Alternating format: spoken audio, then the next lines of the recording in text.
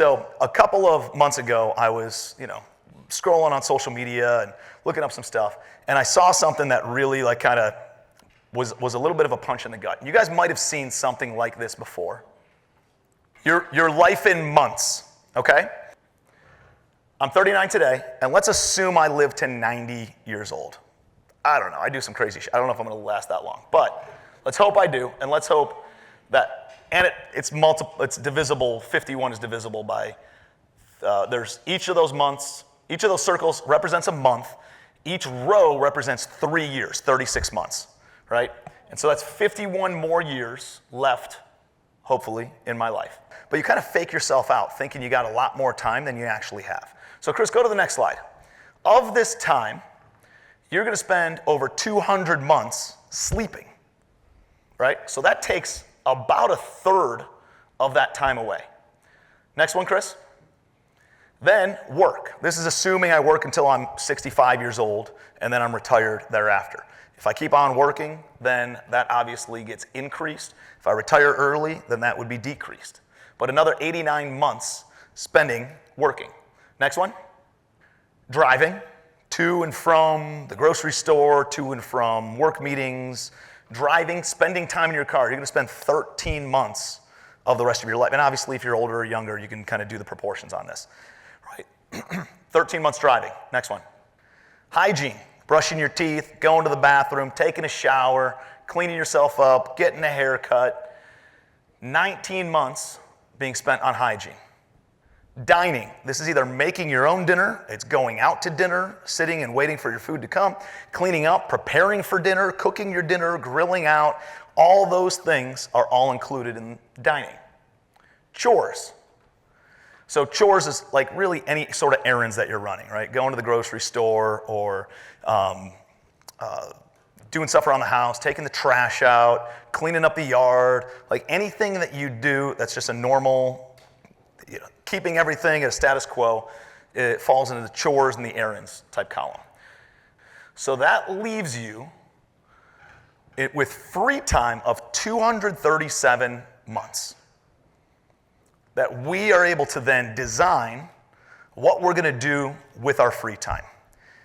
How many people have seen something similar to this before? Okay, so about a third. And so have I, but here's what I didn't see, and here's what really pushed me back. The average American today, if you are not intentional about how you design your life, will spend over 90% of that time on a screen. How friggin' terrifying is that? You spend over 90% of your time, your kids' time, in front of a screen of all your free time for the rest of your life. It's like 92%.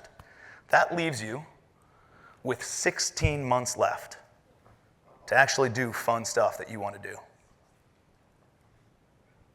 We're smarter than that, right? We got better vehicles to create financial freedom in businesses and in real estate than most other folks, right? We have a Ferrari of financial vehicles that could give us both money and time and allow us to better design our life.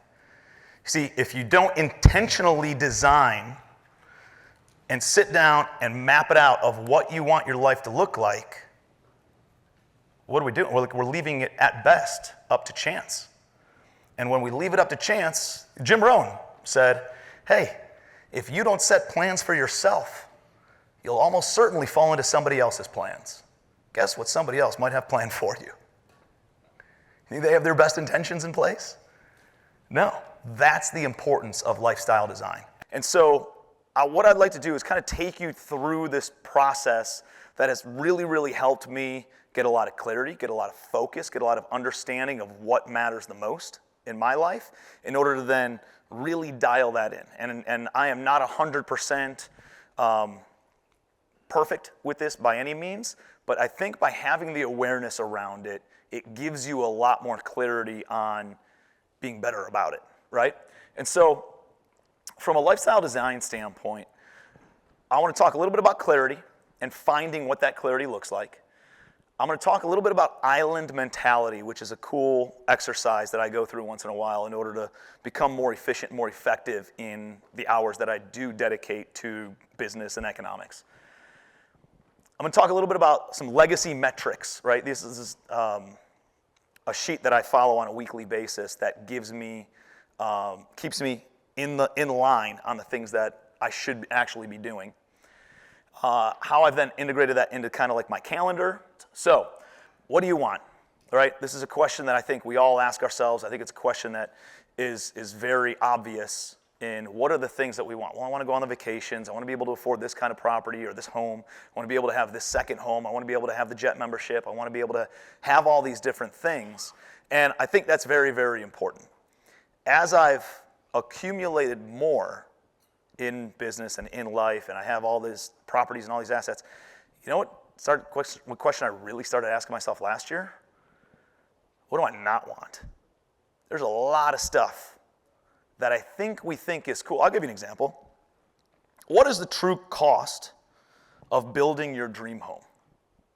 It's something that Kate and I have been thinking about. We bought this amazing property on Isle of Palms in South Carolina. It's the southernmost tip of the island. And it has unbelievable views of the ocean, of the marsh, and of the Breach Inlet right there in front of our house, where there's, just like there's whales out here every single day, there's dolphins in my backyard every single day.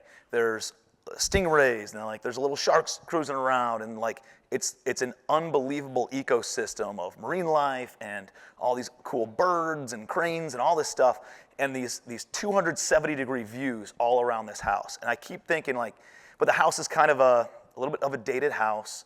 It was built 20-some years ago. We made some updates to it.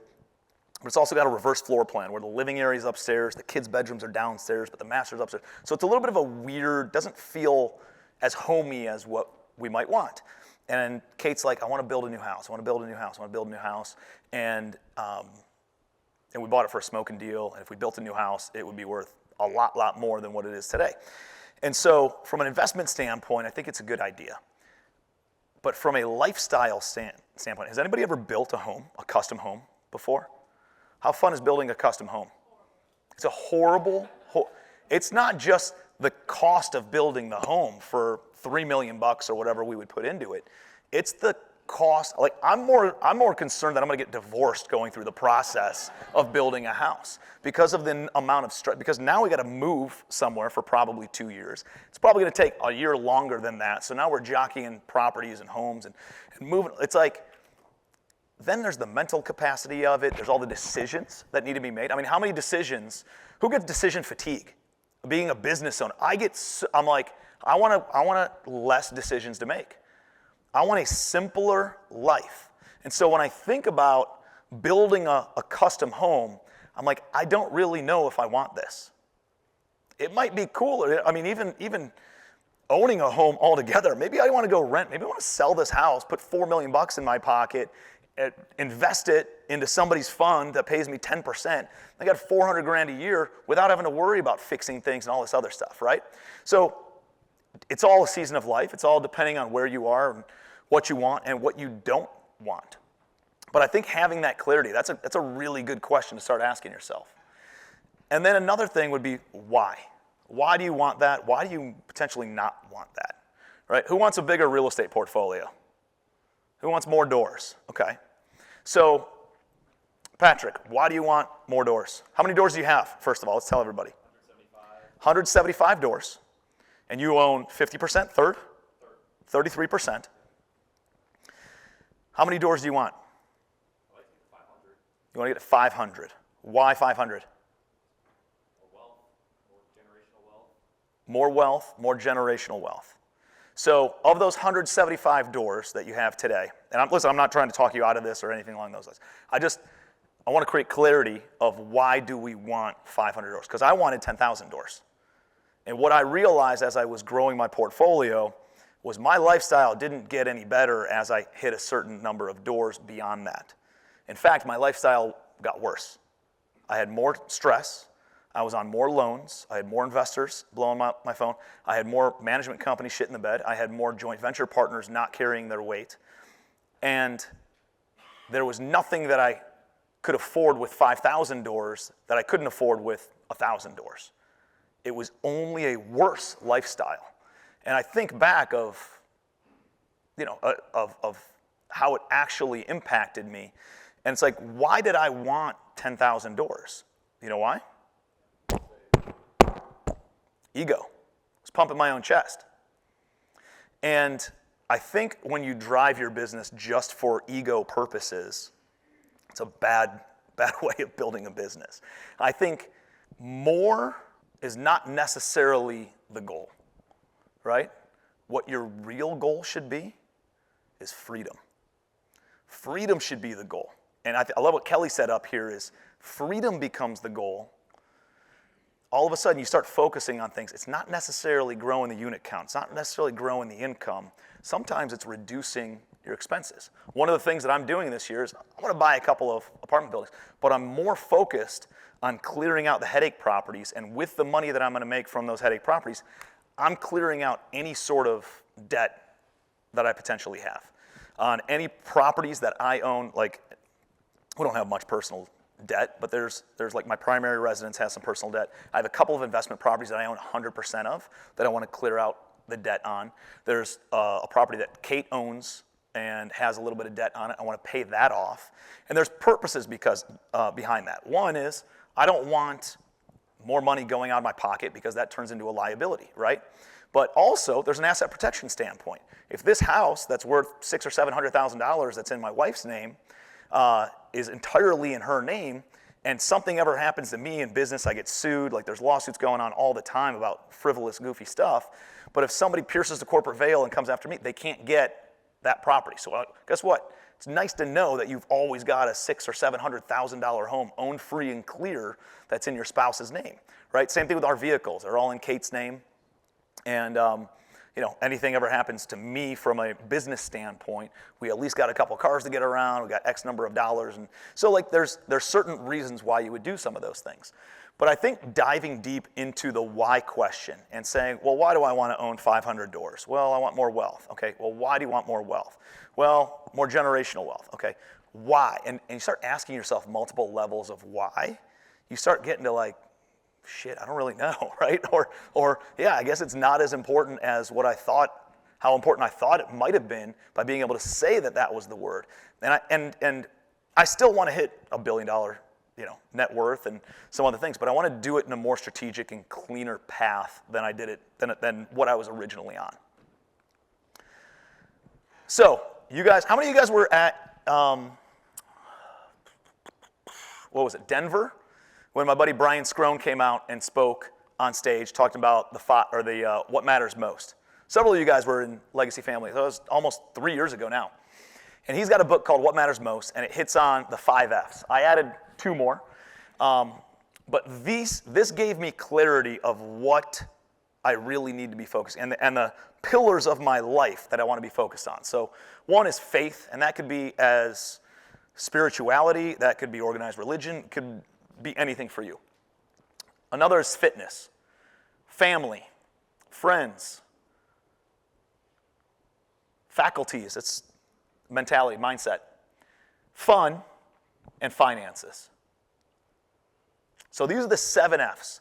And when I broke everything down that fell into these categories, it created a lot more clarity for me of, all right, now that I know that these are the categories that matter to me, now I can set goals and I can set certain metrics and put certain things in place in my life to then fuel each of those things.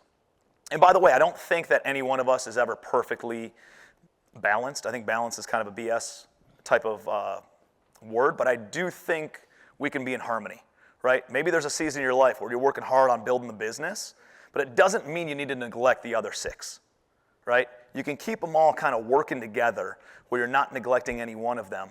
And even if you are focused on 1 or 2 of them at that season of your life. So I'm going to come back to all that, and all these kind of things are feeding off of each other. But from island mentality standpoint, this to me, and we're going to come into the calendar and how I focus on most of those things, but we can't neglect finances either, right? Finances are the thing that drive and allow us to do a lot of this other stuff. The issue was I was spending too much time on my finances. I was spending too much time building the business. And I thought, there's got to be a better way, right? That whole 10x, 2x thing that you guys talked or heard about a little bit earlier was I needed to start thinking differently. Because at the time, I just kept thinking, in order to make more money, I just need to keep on doing more of what I'm already doing, right? I was flipping whatever it was, 5, 8 houses a month. And as I was flipping 5 to 8 houses a month, I was like, oh man, I'd love to get to 15 houses a month, or 10 to 12 houses a month, or just incrementally increase it a little bit.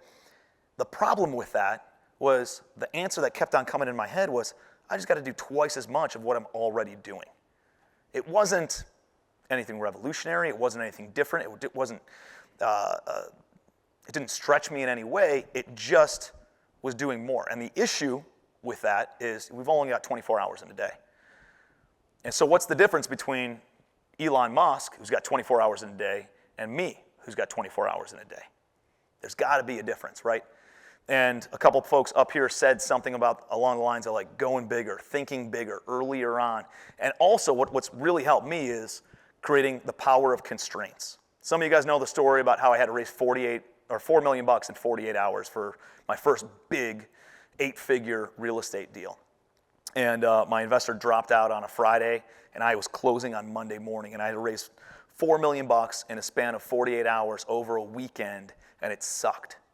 And I had to do all these different things and put these certain documents together and abbreviate some of the due diligence and then share it with people. And then I got strategic about sending out text messages and emails and making phone calls and talking to certain folks and seeing and qualifying certain investors that might be able to fund by Monday morning. And this massive constraint was on me to raise the $4 million. Now, the beauty of it is constraints create progress. Constraints create this new level of thinking that if you don't have a constraint, you might never experience that. And so, and I had alluded to this earlier, is I love constraints, but I don't like constraints being put on me unless I'm the one putting the constraint on myself, right? And so how can we put constraints on ourselves to have those leaps in business? How can we put those constraints on ourselves to revolutionize the process in our business without having that come from an external factor, but how can we internally create that so that way we can still achieve that same growth and those same growth spurts without the stress that can come externally? And island mentality is what really, really helped me with this. I learned this actually from Mark. And here's what it is. You're on an island by yourself. No one around. Nothing but a global phone in your hand. Okay? If you only have 10 minutes a day on that global phone, and you got to run your business off of that global phone to ensure your business maintains operations, how are you going to do it? Right? Who do you talk to in those 10 minutes a day? What KPIs are you measuring to have an instantaneous understanding of whether the business is moving in this direction or this direction? Who do you need to hire? What actions take place to generate the highest return on your time in that 10 minutes per day? What processes need to be put in place? What systems need to be put in place? And most importantly, what is the single activity that generates more revenue than any other? See, I'm a big believer that you should make, and I think all of us, should make as much money as humanly possible inside the time dedicated to economics. Not discarding all those other F's, right? But inside the time that you dedicate to your finances and your business, you should make as much friggin' money as humanly possible. But not at the sacrifice of your health, of your relationships, of your mental health, or any of those things. So figuring this out, what is the single activity that generates more revenue than any other, it really sets you back, right? When Mark told me, he said, hey, dude, how about instead of looking to do 12 to 15 deals a month, how do you get to 50?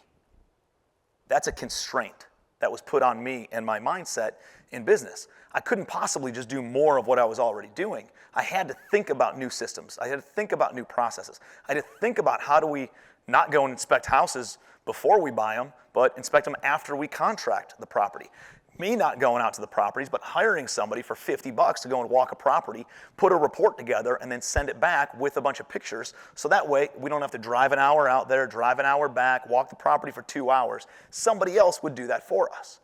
And there were these things that I had to put in place because I couldn't possibly just do more of what I was already doing. Putting constraints on my business and on my finances allowed me to then come up with these new solutions. So what I ended up doing was I took each of those F's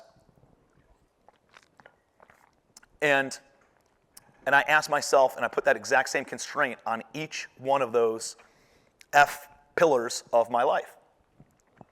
And this actually came from Darren Hardy, who is the publisher of Success Magazine. He speaks on a lot of stages and has interviewed lots of billionaires and very, very successful people. And I adjusted it slightly. But this is a daily legacy metrics that I measure on a weekly basis. And so I put a behavior or action in the left-hand column, something that is the most important activity in each one of those different F's. And then Monday, Tuesday, Wednesday, Thursday, Friday, Saturday, Sunday, I figure out a way to quantifiably measure the commitment that I'm making to any one of those pillars of my life. I'm going to give you an example here in a second. And then I can count up how many were achieved. I set that against what my goal was of how many I wanted to achieve. And then if I achieved more than that versus my goal, I do a +1 or +2 or +3 in the net column. And if I achieved less than that, then I do a negative number in the net column. And then at the very bottom, I have a total of positive or negative based on all those activities of was this a successful week for me. So I'm going to give you an example. So this takes essentially the seven F's, and whether you meditate or you reflect or you go to church or you are just spiritual and you pray, whatever that looks like, let's say I want to do that at least 6 times a week. I want to sit back, I want to meditate, I want to think and reflect on life, on business, on priorities, on what's important to me. I want to thank God for this beautiful gift of life and all the amazing things that we've been blessed with. And that, I want to make sure that I am intentional about doing that on a day-to-day, on a daily basis. Exercise. What does exercise mean? You know, for me, sometimes I'm traveling and doing stuff. So like for me, it's getting 15,000 steps a day. As long as I get 15,000 steps a day and I get some of that movement in, to me, that counts as exercise. Now, typically I get 15,000 steps and I'll do a workout for, and I'm going to show you my calendar in a minute here, but I'll do a workout for 45 minutes or an hour every single day lifting weights and doing some other stuff. But at a very minimum, the most important thing I can do if I am constrained on time is making sure that I get 15,000 steps a day. For you, it might be fasting, right? And doing the 18 6-hour fast kind of a thing. It could be whatever's important to you. Date night, I want to make sure, and by the way, I want to make sure that I get 15,000 steps at least 6 days a week. Sometimes I'm traveling, sometimes I'm on a flight, sometimes I just can't get to it because some other stuff steps in. But if I can do it 6 days a week, amazing. Or if I can get 30,000 steps because I went and hiked a mountain and in Hawaii and like we got 30,000 steps the other day, that would be a 2 on Monday, right? Because we got 30,000 steps on Monday. So I actually got more than what I wanted, so I exceeded my goal by an extra 1. And so if I miss it when I'm flying back on Saturday or something, then it kind of all balances out, if you're following me here. Date night. I want to do at least 1 date night a week with my wife.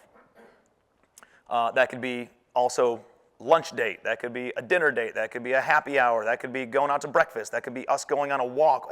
Any sort of dedicated time with my spouse. Social media posts. This goes back to the business side of things. Like, what is the highest and best use of my time? I've realized that my time is best sourced on creating content on social media.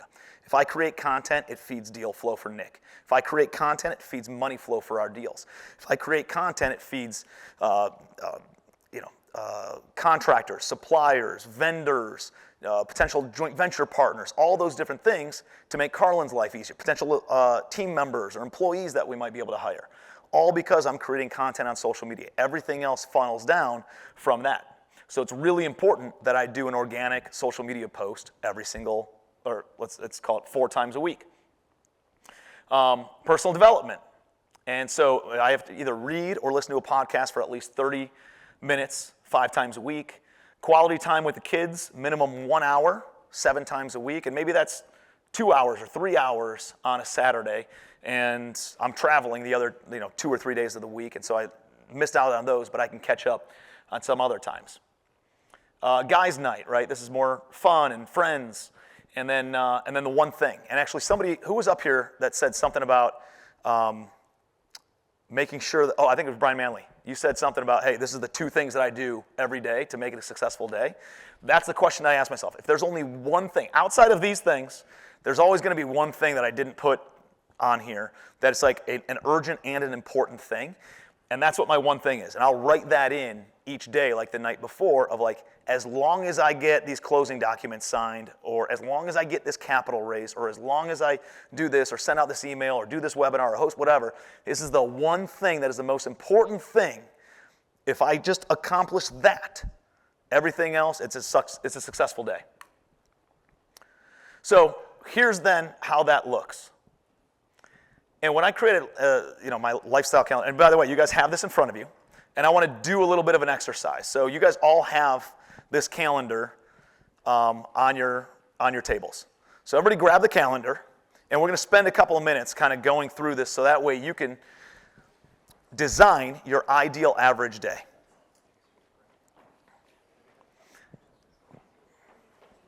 Does everybody have it in front of you? And you can, if you want to color coordinate it or whatever that looks like later, you absolutely can.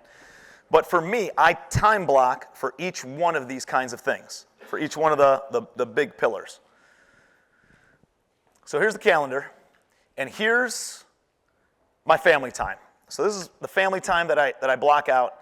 Every weekday, I hang out. I wake up at 6 o'clock in the morning, and I help get the kids ready for school. I take the kids to school. I come home, play with Annabelle, Taby, until 8 a.m. when the nanny arrives. And so I got 2 hours of just kind of hanging out and waking up and being with the kiddos, talking with them in the car on the way to school and drop-off line, and organizing some thoughts and stuff for the day. And then, and you're going to see a little bit later on, but I always try to make sure that I'm wrapped up by about 4 o'clock. And by the way, this came to be when that situation happened with Penelope 8 years ago. And I was like, I need to make sure that the mornings are clear and the evenings are clear. And when I get home, I'm putting the phone away, I'm hiding it away, and I'm going to make it very clear to my team and to anybody I do business with that I'm not answering phone calls after 4 o'clock or 5 o'clock, whatever it was back then. And I think that's a scary thing for a lot of people, being like, I'm going to miss out on business. I'm not going to be able to close that deal. What if my team needs me? And the reality is, most shit isn't that important, right? Like, literally, almost nothing matters when it comes to business type stuff. Unless you are somebody who's a surgeon in, like, a critical function, bodily function, right? Like, nobody's going to die. Nothing's going to happen. A building could burn down. Call insurance. Call the fire department, right? There's nothing that I could do with taking a phone call after hours. And it was a very scary thing because I was like, I'm not taking calls. I got to dedicate time to my family and not neglect my family like I have been for my business. And instead, design a business that then serves my lifestyle. And you know what happened? I actually became more efficient in the hours that I did dedicate to business, right? I actually got more stuff done because I didn't have an open door policy, because I didn't take nonsensical coffee meetings, because I didn't worry about the noise and the distractions. I was like, I need to get work done inside these constrained hours of my day in order to make sure that I can go and have the lifestyle that I'm looking for. And I had more success. Things actually got better. I was able to put the right teams and processes and people in place in order to make that happen. And there were actually people. In fact, Fatty Bumitri is one of those people. And by the way, Fatty's not here because he's going to have a daughter any hour now. So that's why he's not here. So if he does have the baby while we're here, we all need to send him a text message and blow up his phone. But I'll keep you guys posted on that as we hear a little bit more. The baby was due, I think, yesterday or something like that today. And so that's the only reason he's not here. But Fatty Bumitri called me, and I said, hey, man, he was my attorney at the time. And he wasn't a partner in anything. He was just doing real estate transactional stuff. And I said, hey, bud, if you need anything from me, just call me the next day or send me an email if it's after like 5 o'clock because I'm going to dedicate time to the family. And Fatty's goes, you know what, dude? I really respect that about you. In fact, I want to do more business with you because of that. And he ended up becoming a business partner of mine. And we've raised $150 million of private money together. And he's an equity partner in a whole bunch of our deals and all that stuff. All because, not all because of that, but because he saw that I was relationship driven, not based on doing everything to just make an extra dollar. So as maybe difficult or as much of a hurdle as it might be from your mindset of telling somebody that, of saying, I'm not accessible these certain hours of the day, the right people will be more attracted to you because of it. Assuming you still get the job done in the hours that you dedicate to business, right? So in the evenings, right, 4 o'clock to 9 o'clock when the kids go to bed, and on Saturdays, try to leave all day Saturday and Sunday in the afternoon open to hang out with the fam. All right. Walk my dog, get my steps in, and then I do some thinking and reflecting, right? As soon as the nanny shows up at 8 o'clock, I go and do that for about, let's call it an hour, 4 days a week during the middle of the week, and then I try to do it in the mornings on the weekends.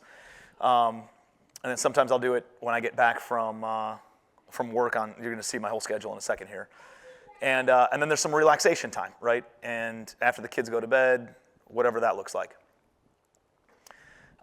Exercise. I work out from 9 to essentially, and this includes like workout and then getting cleaned up and all that kind of stuff, right? So I exercise, then thereafter, after I go for a walk, I get a workout in the mornings, and while I'm doing the workout, I'm also doubling up, right? So you don't need dedicated time for each one of those pillars. A lot of those pillars you can conjoin into knocking out multiple birds with one stone. So I'll listen to a podcast as I'm on a walk, or I'm listening to a podcast as I'm working out, or I'll take a walk with my kids, or I'll take a walk with Kate, and you're hanging out and doing some family time as you're also checking the box on the fitness side of things.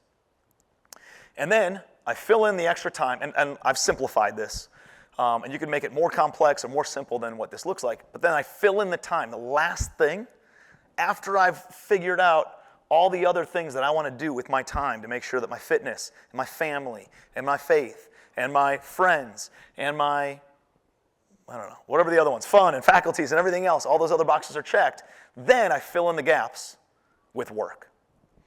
And it creates a level of efficiency in those hours from 11 to 4 days a week. And then I do all my content and podcasts on Wednesdays. And it becomes incredibly efficient in order to get stuff done. And now I'm building my business around my lifestyle instead of my lifestyle around my business. So here's what I'd like you guys to do. Take your calendars and let's take 5 minutes. And what I'd like you to do is you can combine some of these things, but maybe family and friends, and you time block some of those things of what your ideal average day would look like. You get up in the morning, depending on when, it starts at 6 because that's when I wake up, but maybe you wake up earlier than that, or maybe you're up later than me. But you can play around with the time. But break it out of, here's time that I want to dedicate to my family in an ideal average day. Not when you're on vacation, not when you got friends in town, not when, on an ideal average day, you're at home, working business, hanging out with family, hanging out with friends, doing those things. Dedicate time on when do you want to spend with them. Here's the thing. If you don't fill it in, somebody else is going to fill it in for you. If you don't fill it in, social media is going to creep in. Screens are going to creep in. So take this stuff, put it to work, and go back and reflect on it. You got a long plane ride home, and you're able to then reflect on it and then really put a lifestyle design in place of how you want your average, ordinary day to go. And guess what? Sometimes it doesn't go that way. Sometimes you got to pivot. You might figure out you don't like it. It's an ever-evolving type of thing, and that's okay. So that being said, that concludes day one for the Legacy Summit in Hawaii.